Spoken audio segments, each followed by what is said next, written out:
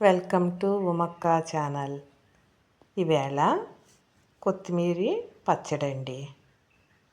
కొత్తిమీర పచ్చడి ఏంటి రాదా మాకు అనుకుంటున్నారా? కానీ నిల్వ ఉండే కొత్తిమీర పచ్చడి. ఇడ్లీలోకి రోజు చట్నీలు లేక ఇబ్బంది పడుతున్న వారందరికీ ఇది 4-5 రోజులు బయటే ఉంటుందండి పాడవకుండా. దానికోసం ఆవాలు, జీలకర్ర, ధనియాలు, పచ్చిశనగపప్పు, మినప్పప్పు, అలాగే ఎండుమిరపకాయలు వేసుకుని బాగా దోరగా వేయించాలి. అది తీసి పక్కకు పెట్టి కొత్తిమీర అంతా శుభ్రంగా కడుక్కొని అది కూడా వాటర్ అంతా ఇంకేలాగా ఫ్రై చేయాలి.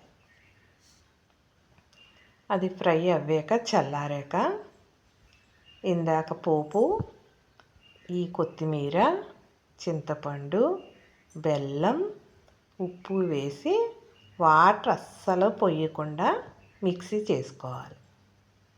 అంతేనండి. మీరు కూడా ట్రై చేయండి.